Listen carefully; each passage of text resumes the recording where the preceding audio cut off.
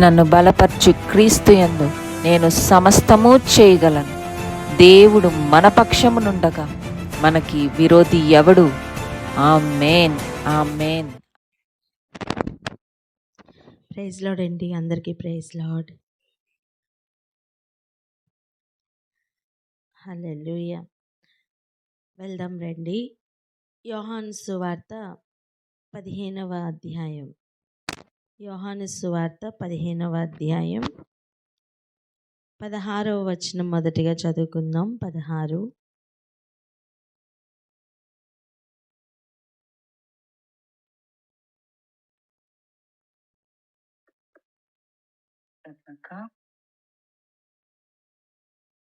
యోహాను సువార్త 15వ అధ్యాయము 16వ వచనము.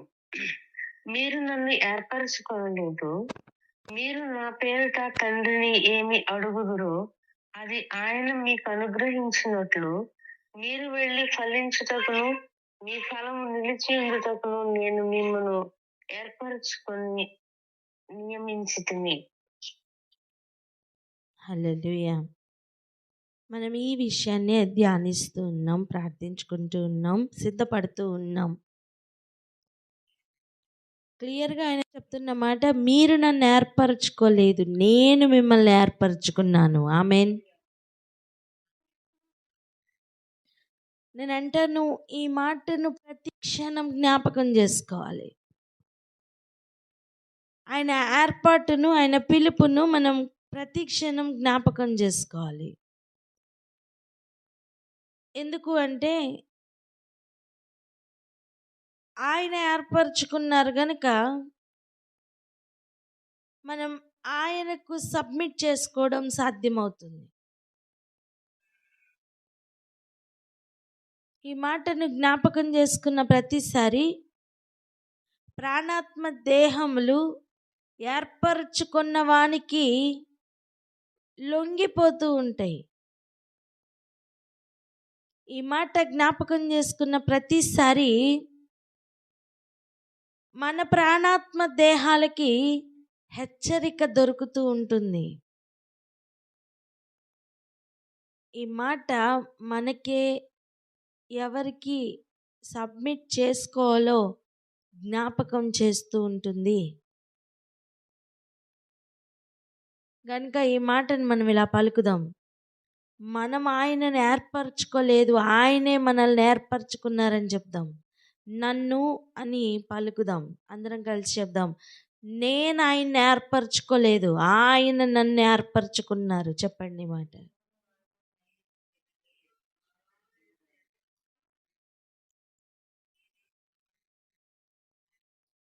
ఆమేన్. ఈ మాట కొన్ని ప్రశ్నలకు సమాధానమై ఉంటుంది. ఈ మాట కొన్ని ఆలోచనలకు అడ్డుగడియ వేస్తుంది. ఈ మాట కొన్ని ఆలోచనలను హెచ్చరిస్తూ ఉంటుంది, కొన్ని క్రియలను హెచ్చరిస్తూ ఉంటుంది. ఈ మాట కొన్ని ప్రశ్నలకు ఆదరణ కలిగిస్తుంది, కొన్ని ప్రవర్తనలను మారుస్తుంది. ఆమేన్.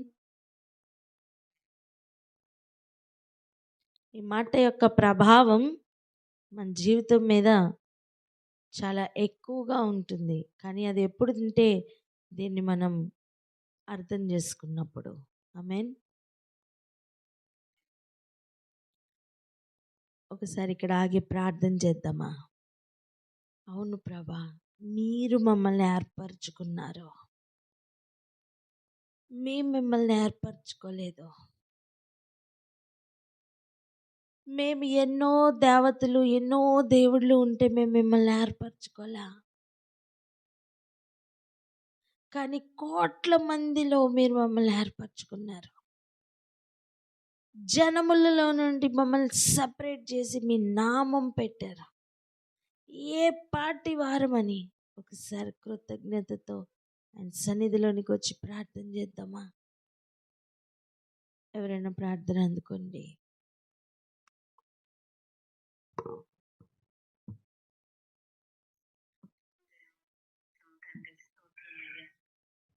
రాజా స్తోత్రాలు నాయన, స్తోత్రాలు మా తండ్రి. పరిశుద్ధుడా వందనాలు నాయన.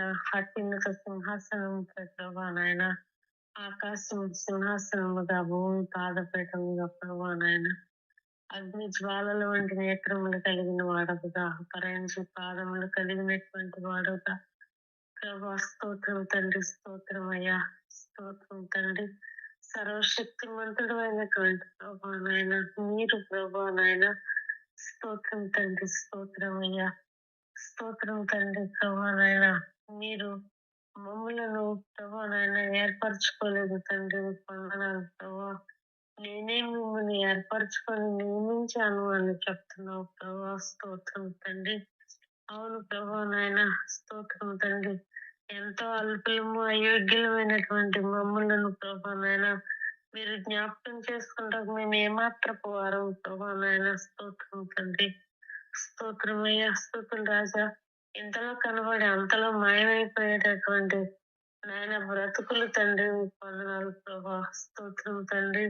అల్పజీవులం ప్రభా. స్తోత్రం తండ్రి, స్తోత్రం అయ్యా నాయన. నీ స్వరూపంలో ప్రభా నాయన మమ్మలను సృష్టించుకున్న దైవం నీకు స్తోత్రం తండ్రి, స్తోత్రం అయ్యా. స్తుతులు రాజా, స్తోత్రాలు నాయన.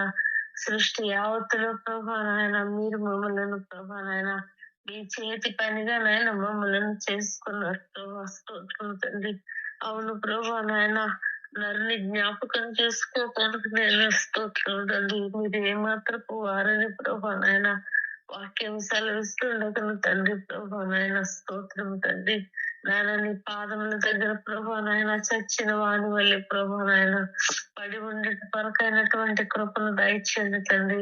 కృతజ్ఞత భావంతో జీవించట కొరకైనటువంటి కృపను దయచేయండి తండ్రి. నాయన స్తుతించి ఆరాధించేటటువంటి కృపను ప్రభా నాయన మీరే ప్రభా నాయన అనుగ్రహించండి తండ్రి ప్రభా. స్తోత్రం తండ్రి.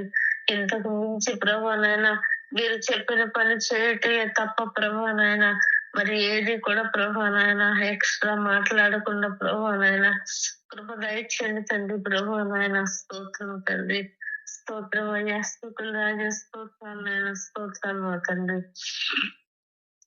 స్తోత్రం ప్రభా నాయన. మీరు నన్ను స్తుతించకపోతే నాయన రాళ్ళు స్తుతిస్తాయని ప్రభా నాయన. స్తోత్రం తండ్రి. చెప్పిన దైవం నీకు స్తోత్రం తండ్రి.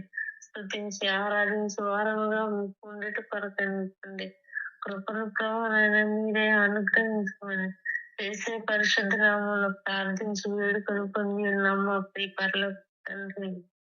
ఆమేన్, ఆమేన్, ఆమేన్, ఆమేన్.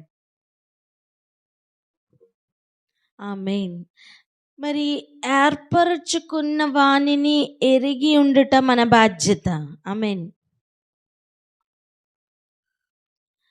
ఏర్పరచుకున్న వాని గురించి మనకి ఎక్కువ డీటెయిల్స్ ఉండాలి మన జీవితంలో. ఎవరు ఏర్పరచుకున్నారో వానికి లోపడడానికి ఏర్పరచుకున్న వాడు ఎట్టివాడో మనకి తెలియాలి.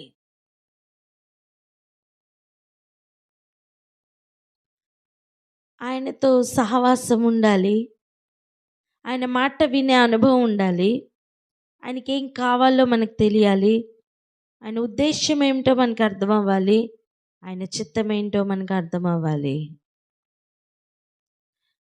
మన జీవితంలో మన సొంత కార్యాలకు సమయం ఇచ్చిన కాలం ఇంకా చాలు. ఏర్పరచుకున్న వానికి ఇక మిగిలిన సమయాన్ని పూర్తిగా ఇవ్వడానికి ప్రయత్నం చేద్దాం. ఆమేన్ చెప్తాం.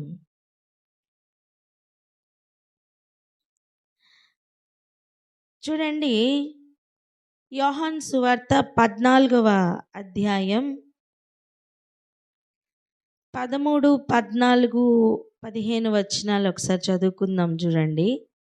మీరు నా నామమున దేనిని అడుగుదురో తండ్రి కుమారుని యందు మహిమ పరచబడుటకై దానిని చేతును. ఆయన నామంలో ఏం అడిగితే కూడా దానిని ఎవరి నిమిత్తమై చేస్తానంటున్నారు? ఎవరిని మహిమపరచడానికి చేస్తానంటున్నారు?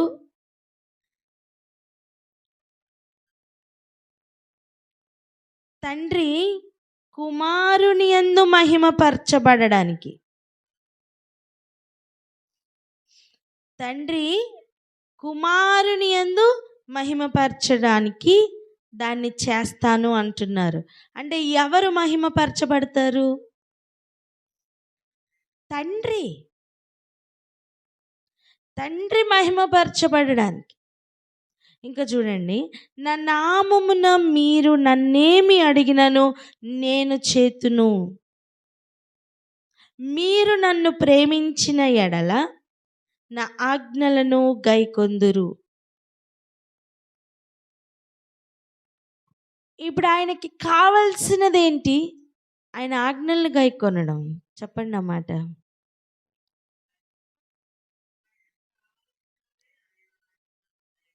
ఆమేన్. ఆయనకు కావాల్సింది ఏంటి అంటే మనం ఆయన ఆజ్ఞల్ని గైకొనడం. ఆయన ఏది చెప్తే అది చేసేవారిగా మనం మారాలి. ఆయన కోరుకుంటుంది అదేనండి. ఇంకా చెప్తాం, ఇంకా కొంచెం ముందుకు వెళ్దాం. చూడండి 23వ వచనం 24వ వచనం మరొకసారి చూద్దాం. యోహాను సువార్త 14, 23, 24 చూడండి. యేసు, ఒకడు నన్ను ప్రేమించిన ఎడల వాడు నా మాట గైకొనును. ఇప్పుడు ఆయన ఏర్పరచుకున్నారు కదా, ఆయన నియమించారు కదా, దానిలో మొదటిది ఏంటి? ఫలించమంటున్నారు. ఆ ఫలం నిలిచి ఉండాలంటున్నారు.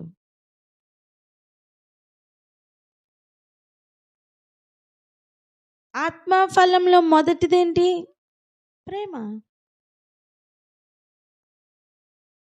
అదొకటే కాదు, ఇంకా చాలా ఉన్నాయి.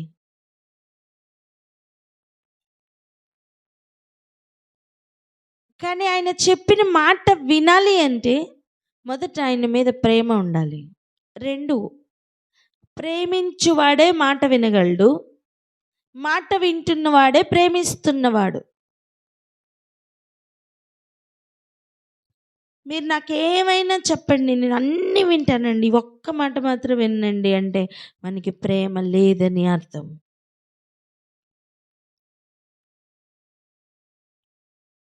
ఏర్పరచుకున్న వానికి పూర్తిగా లొంగిపోవడం, పూర్తిగా ఆయన చిత్తం చేయడానికి సిద్ధపడడం అంటే మొదటిగా ఆయనని ప్రేమించాలి. ఇంకా చూడండి, ఇక్కడ ఉన్న ఒక లూప్ చూద్దాం. చూడండి, ఒకడు నన్ను ప్రేమించిన ఎడల వాడు నా మాట గైకొనును, అప్పుడు నా తండ్రి వానిని ప్రేమించును.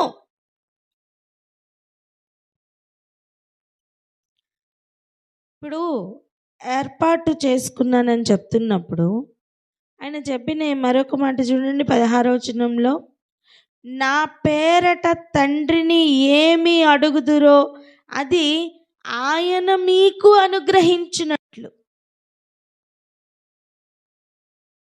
మీరు నా పేరట ఆయన అప్రోచ్ అవుతారు. మీరు ఏది అడిగినా సరే నేను మీకు ఇస్తాను అన్నట్లు ఏమంటున్నారు? ఆయన మీకు అనుగ్రహించినట్లు.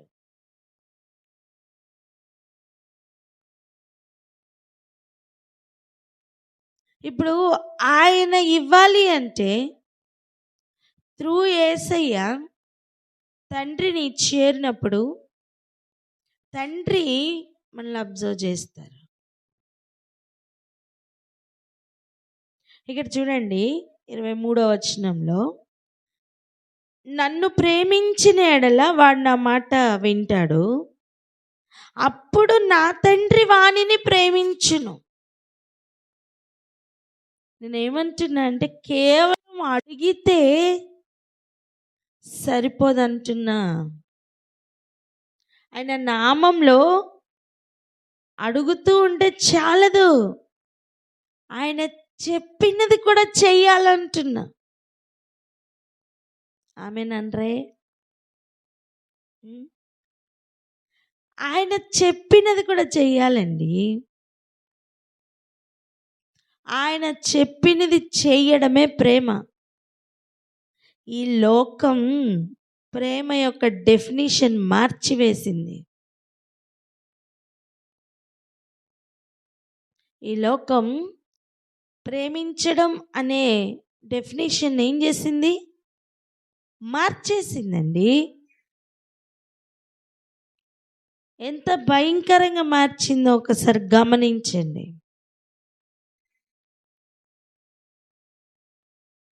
నీవు నన్ను ప్రేమించాలి అని చెప్తుంటే దాని వెనక ఉన్న అర్థం నా మాట వినాలి.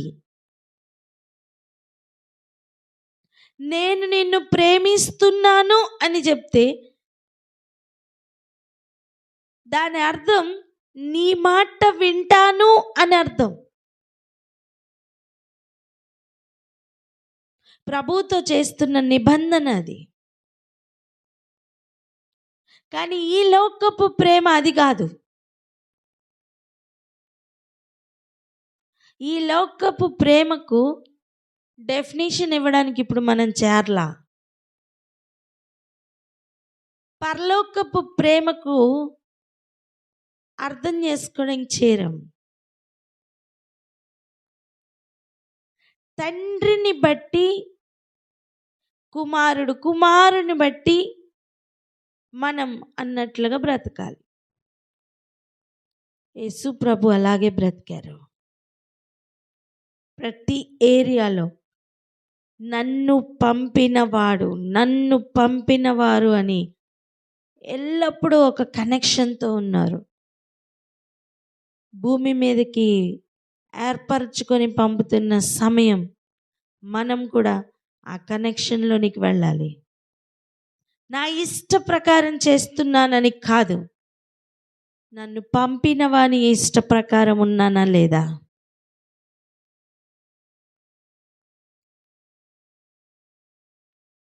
నా చిత్తం నేను చేస్తున్నాను కాదు, నన్ను ఏర్పరచుకున్న వాని చిత్తం చేస్తున్నానా లేదా? ఇది 8 hours జాబ్ కాదు, ఇది 24/7.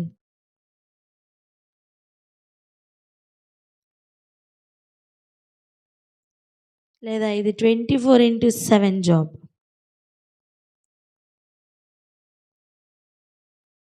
చెప్పండి, ఇది 24/7 జాబ్ అని.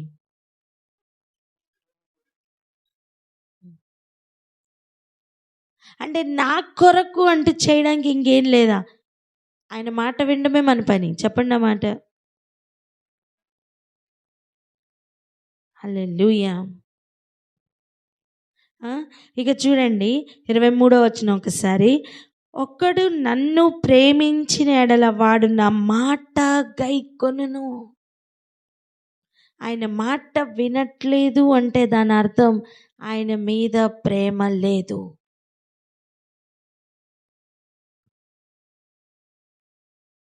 మనం ఆయన్ని ప్రేమించట్లేదు అంటే మొట్టమొదటి ఆజ్ఞనే మనం తప్పిపోయినట్టు. ఇక తండ్రి వలన ఏమైనా దొరుకునని ఎలా ఆశిస్తాం?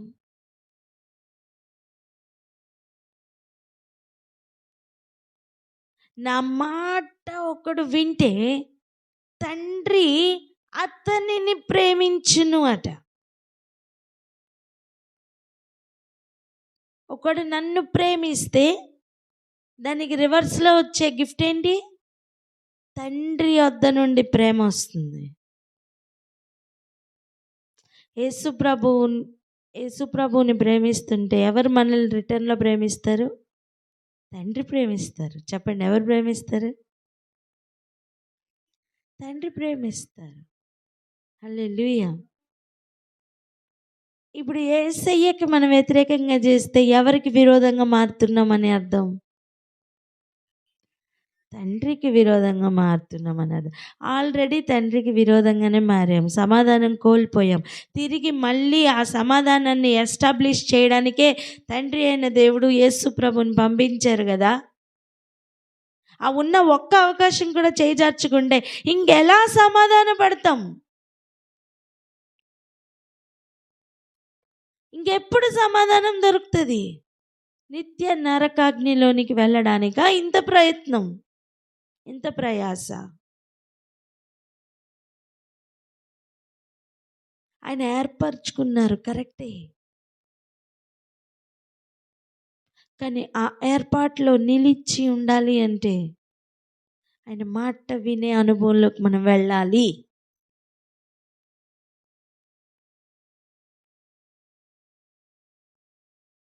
జీవితంలో మన ఇష్ట ప్రకారం మన మాట మనం వినిన కాలం చాలు.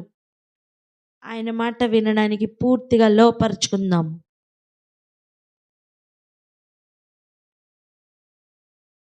ఆయన మాట వింటేనే ఆయనను ప్రేమించినట్టు. ఆయనని ప్రేమిస్తేనే తండ్రి మనల్ని ప్రేమిస్తారండి.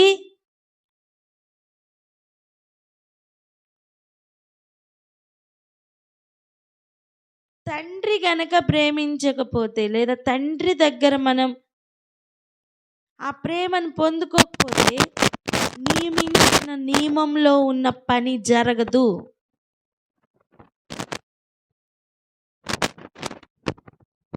నియమించిన నియమంలో లేదా అపాయింట్ చేశారు కదా, ఎందుకు అపాయింట్ చేశారు? దానిలో ఉన్న మాటే మనం మొదటిగా చదువుకున్నాం. ఏంటది? మీరు నా పేరట తండ్రిని ఏమి అడుగుదురో అది ఆయన మీకు అనుగ్రహించునట్లు.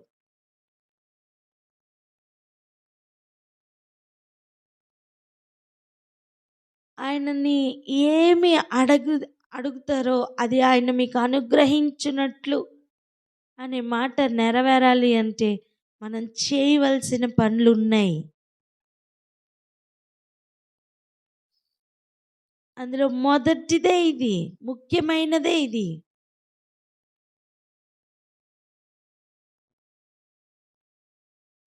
ఎన్నో మాటలు మనకి ఇచ్చారు యేసు ప్రభు. వాటిని గైకొనకుండా, వాటిని చేయకుండా, వాటిని పాటించకుండా తండ్రికి ఇష్టలుగా ఉంటామనుకుంటే భ్రమ పడుతూ ఉంటాం. మోసపోవద్దు, దేవుడు వెక్కిరింపబడరు.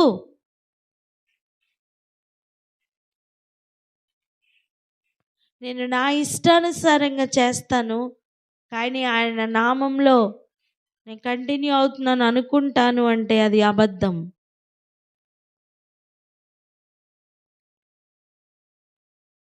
ఇంకొక మాట చూడండి, 24వ వచనం ఒకసారి.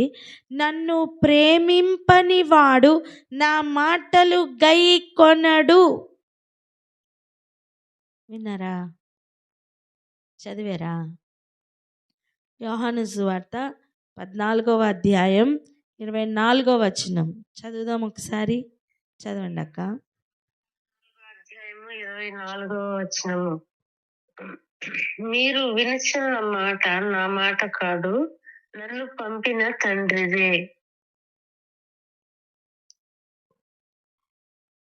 ప్రేమింపని వాడు నా మాటలు గైకొనడు. మీరు వినిచిన మాట నా మాట కాదు, నన్ను పంపిన తండ్రిదే. హల్లెలూయా. క్లియర్గా రాశారండి, క్లియర్గా చెప్పేశారు. నా మాటలు వినాలి అంటే నన్ను ప్రేమించాలి. నన్ను ప్రేమిస్తున్నాను అని చెప్పినవాడు మాట వింటాడు. నన్ను ప్రేమించట్లేదు అని నిరూపిస్తున్నవాడు నా మాట వినడు.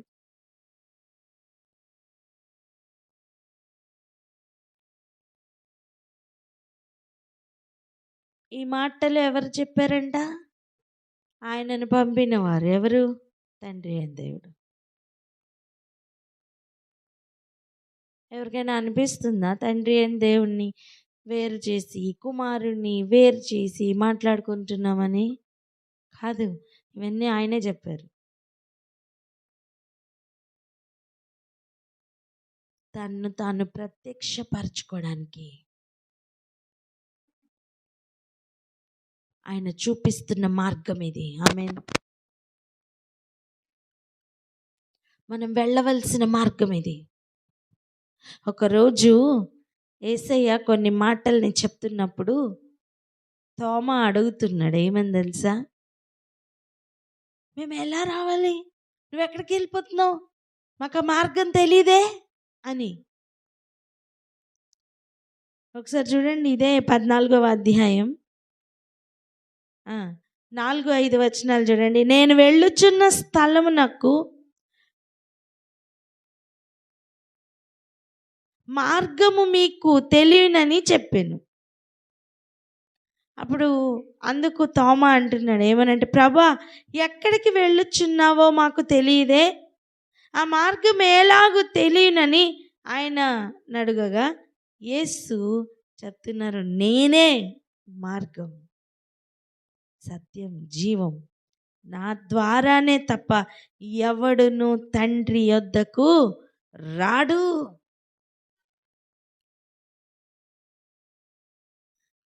సో త్రూ యేసయ్య మన గమ్యం ఏమై ఉండాలంటే తండ్రి.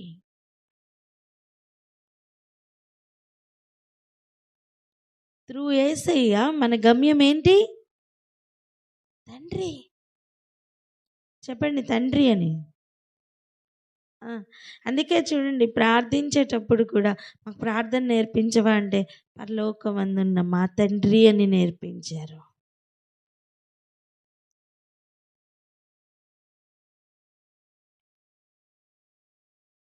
మన ఉద్దేశములన్నిట్లోని మార్పు రావాలి.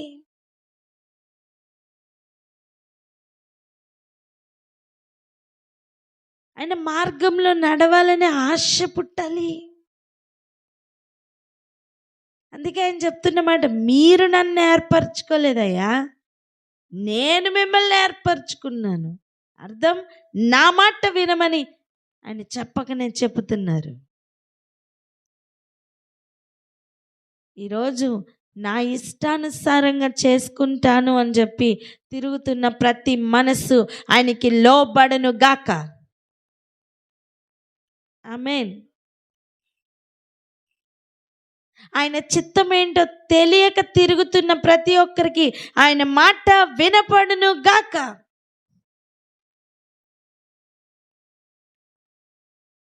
ఆయన మాట వినాలి అంటే ఆయన మీద ప్రేమ ఉండాలి. ఆయన ప్రేమించాలి అంటే ఆయన మాట వినాలి.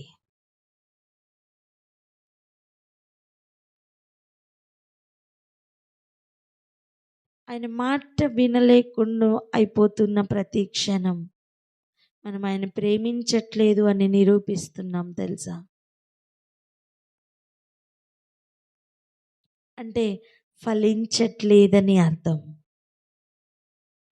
ఫలం నిలిచి ఉండే మాట వేరు.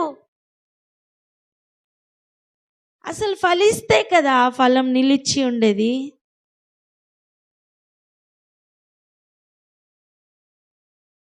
ఆయన మాట వినట్లేని ప్రతిసారి మనం ఫలించట్లేదని అర్థం.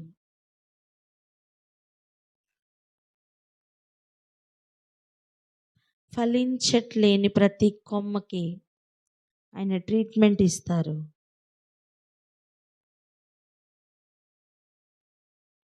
ఆ ట్రీట్మెంట్ ఏంటో తెలుసా? 15వ అధ్యాయం 1వ వచనం నుండి చూడండి 2వ వచనం వరకు. నేను నిజమైన ద్రాక్షావల్లిని, నా తండ్రి వ్యవసాయకుడు. అర్థం,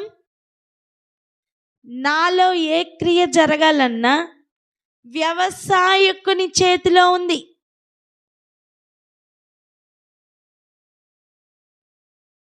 అందుకే ఆయన చెప్తున్నమాట, నాలో ఫలింపని ప్రతి తీగను ఆయన తీసి పారవేయును. అంటే ఎవరు ఇన్వాల్వ్ అవుతారు? నా తండ్రి. ఎంతమందికి అర్థమవుతుంది?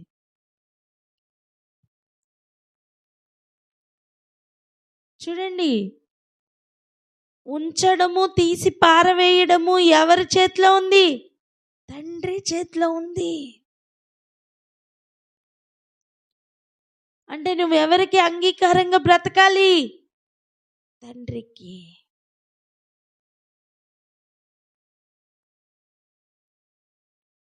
ఫలించు ప్రతి తీగె మరి ఎక్కువగా ఫలింపవలనని దానిలోని పనికిరాని తీగలను తీసివేయును.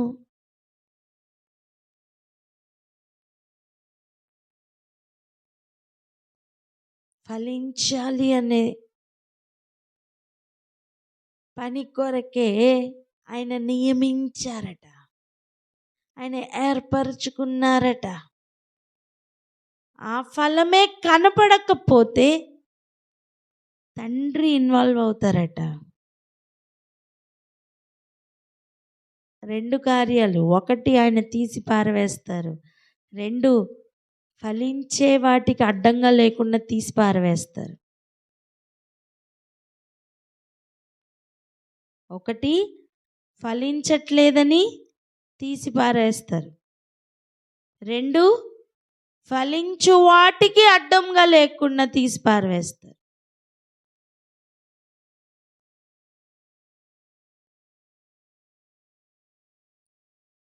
నియమింపబడిన నియమనం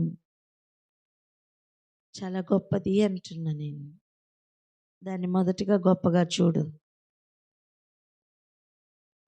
ఏర్పరచుకున్న ఏర్పాటు చాలా గొప్పది. లైట్గా తీసుకోవద్దు. పక్కవారితో చెప్పండి, లైట్గా తీసుకోవద్దని.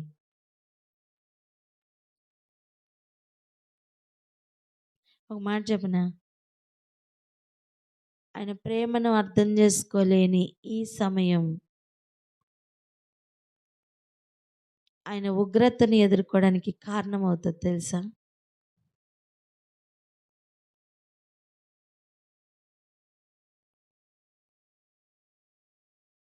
ఆయన ప్రేమను అర్థం చేసుకునే ఈ సమయం ఆయన ఉగ్రతను తప్పించుకోవడానికి కారణమవుతుంది.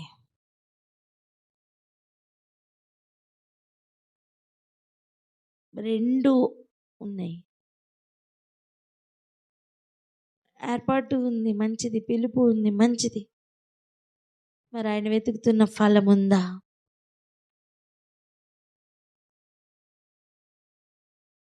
ఆయన వెతికే సమయానికి ఆ ఫలం నిలిచి ఉందా? మంచి వ్యవసాయకుడు ప్రతిదినం పనిచేస్తాడు.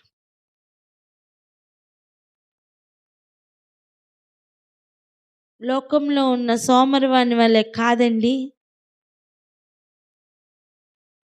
ఈ వ్యవసాయకుడు అటువంటి వాడు కాదు.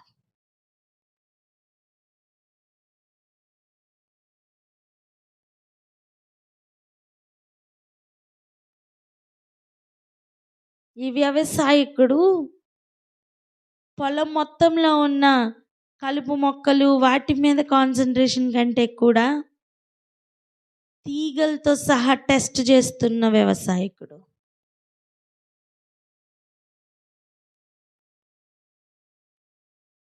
ద్రాక్షవల్లిలో ప్రతి తీగను టెస్ట్ చేస్తున్నారు. ఏ ఆకు తప్పించుకోలేదంటున్నా నేను.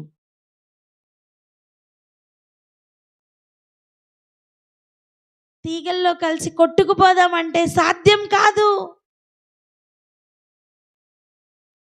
ఈ వ్యవసాయకుడు ప్రతి తీగను టెస్ట్ చేస్తున్నారు.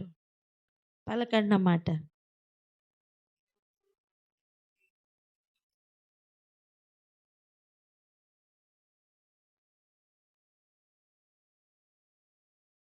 యేసుప్రభు ఇస్తున్న భరోసా ఏంటో తెలుసా? నా యందు నిలిచి ఉండుడి. 4వ వచనం, నా యందు నిలిచి ఉండుడి, మీ యందు నేనును నిలిచి ఉందును. మీరు తీసి పారవేయబడకూడదయ్యా అని యేసు ప్రభు హెచ్చరిస్తున్నారు, ఆదరిస్తున్నారు, ఇన్స్ట్రక్ట్ చేస్తున్నారు, అడ్వైజ్ ఇస్తున్నారు.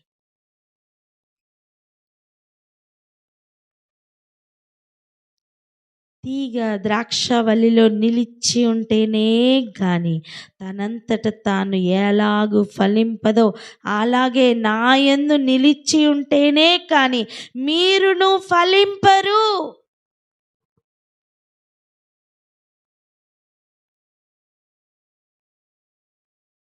ఆయన ఏర్పరచుకున్నదే ఫలించడానికి. ఆ తీగ యేసయ్యలో లేకుండా ఎలా ఫలిస్తుంది? ఆయనే చెప్పారన్నమాట. నాలో లేకుండా మీరు ఫలించలేరు. ఆయన విడిచి తిరుగుతున్న ప్రతి క్షణం మార్గంను విడిచి తిరుగుతున్న చుక్కలతో సమానం.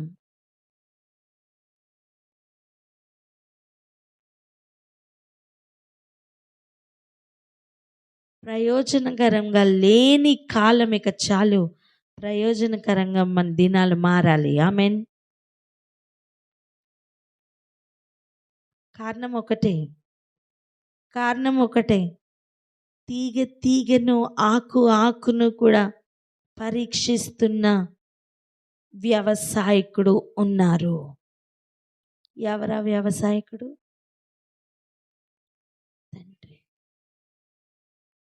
తండ్రి అని చెప్తాం. హల్లెలూయా.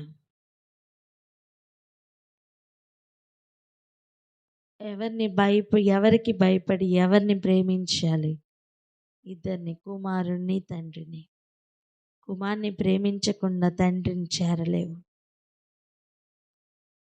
కుమారునిలో ఫలించాలి అంటే కుమారునిలో నిలిచి ఉండాలి. అర్థం, ఆయన మాటలో నిలిచి ఉండాలి. ఆయన మాట వినాలి.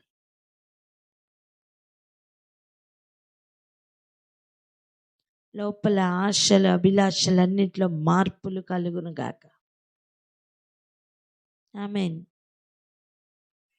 ఏర్పరచుకున్న వానికి పూర్తిగా లొంగిపోతున్న అనుభవంలోనికి వెళ్దాం. ఏ మాట చెప్తే ఆ మాటలోనికి లొంగిపోవడానికి తీర్మానం తీసుకుందాం. ఇక్కడ ఆగి ఒకసారి ప్రార్థన చేద్దాం. ఎవరైనా ప్రార్థన అందుకోండి.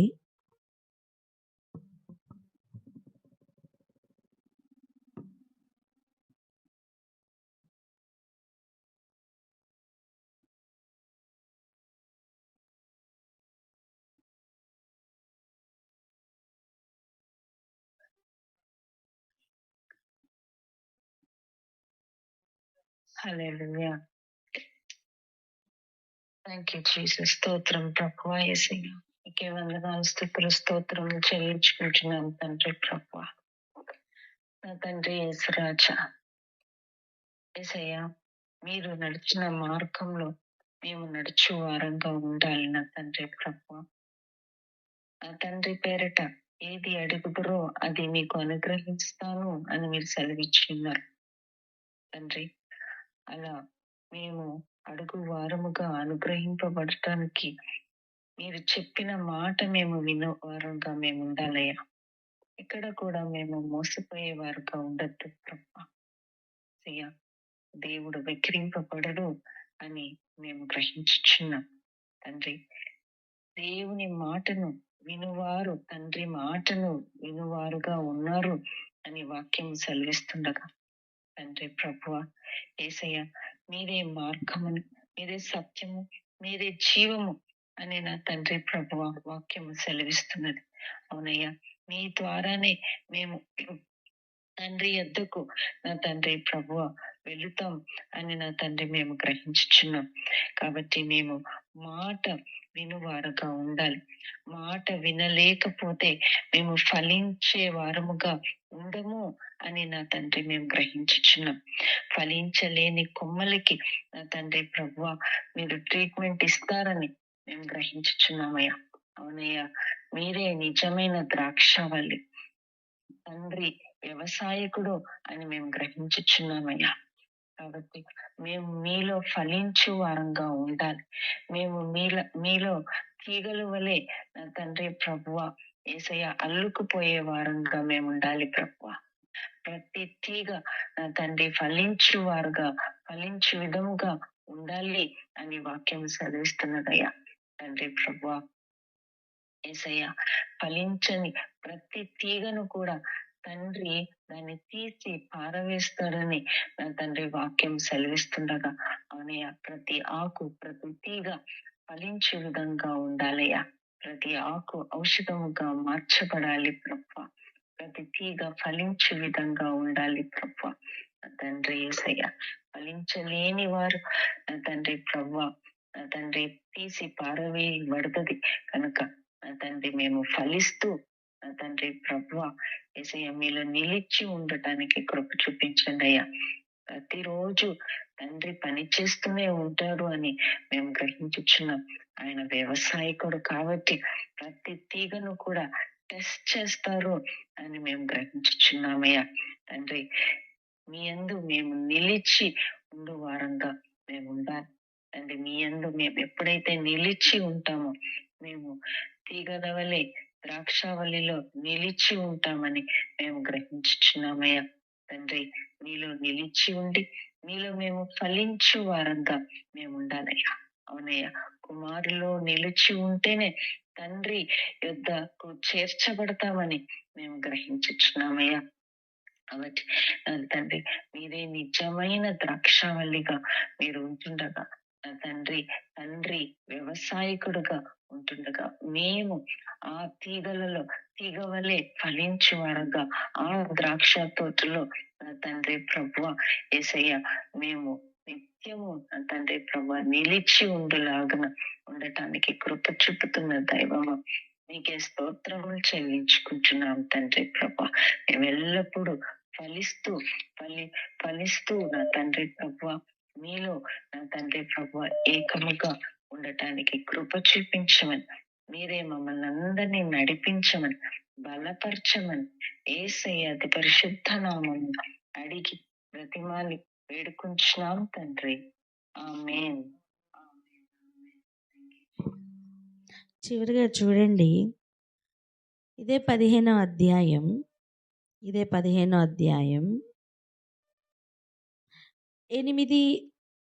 8-9 వచనాలు ఒకసారి జాగ్రత్తగా చూద్దాం. చూడండి, మీరు బహుగా ఫలించుట వలన నా తండ్రి మహిమపరచబడును.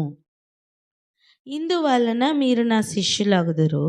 తండ్రి నన్ను ఎలాగు ప్రేమించెనో నేనును మిమ్మును అలాగు ప్రేమించి తిని నా ప్రేమయందు నిలిచియుండుడి. 10 నేను నా తండ్రి ఆజ్ఞలు గైకొని ఆయన ప్రేమయందు నిలిచి ఉన్న ప్రకారం మీరును నా ఆజ్ఞలు గైకొనిన ఎడల నా ప్రేమయందు నిలిచియుందురు. ఇప్పుడు ఆయన చెప్తున్న మాట ఏంటి? నేను ఎలా అయితే తండ్రి ప్రేమలో నిలిచి ఉన్నానో మీరు కూడా నా ప్రేమలో అలా నిలిచి ఉండండి. అర్థం, నేను ఎలా నా తండ్రి మాట విన్నానో మీరు కూడా నా మాట అలా వినండి. ఇప్పుడు 14వ అధ్యాయం 31వ వచనం చూద్దాం. చూడండి, అయినను నేను తండ్రిని ప్రేమించుచున్నానని లోకం తెలుసుకొనున్నట్లు తండ్రి నాకు ఆజ్ఞాపించినది నెరవేర్చుటకు నేను ఇలాగూ చేయుచున్నాను. లేండి, ఇక్కడి నుండి వెళదాం. హల్లెలూయా అంటున్నారా? అని చెప్తున్న మాట ఏంటి? నేను తండ్రిని ప్రేమిస్తున్నానని ఎవరు తెలుసుకోవాలి? లోకం తెలుసుకోవాలి. లోకం తెలుసుకోవాలి కాబట్టి నేను ఇలా చేస్తున్నాను, కమాన్ వెళ్దామని చెప్తున్నారు. అంటే ఆయన ఇక నెక్స్ట్ వర్క్లోకి వెళ్తున్నారు. ఏంటో నెక్స్ట్ది, ఇక లోకాధికారి వస్తారు, సిలువ మారడానికి ఆయన రెడీ అవుతున్నారు.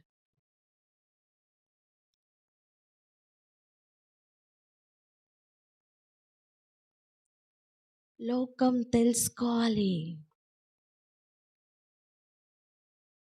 అదే లోకం గురించి ఇన్స్ట్రక్షన్స్ ఇచ్చారు. ఏమని? లోకం మిమ్మల్ని ద్వేషిస్తుంది. నన్ను ద్వేషించింది కనుక మిమ్మల్ని కూడా ద్వేషిస్తుంది. ఇప్పుడు ఆ లోకం తెలుసుకోవాలని ఆయన తండ్రి ఏం చెప్తే అది చేస్తున్నారట. ఇప్పుడు చెప్పండి, మనకి దేనికి భయపడాలి? ఏర్పరచుకున్న వానికి భయపడాలి, ద్వేషిస్తున్న లోకానికి కాదు. తండ్రి మాట వింటున్నామని లోకం తెలుసుకొని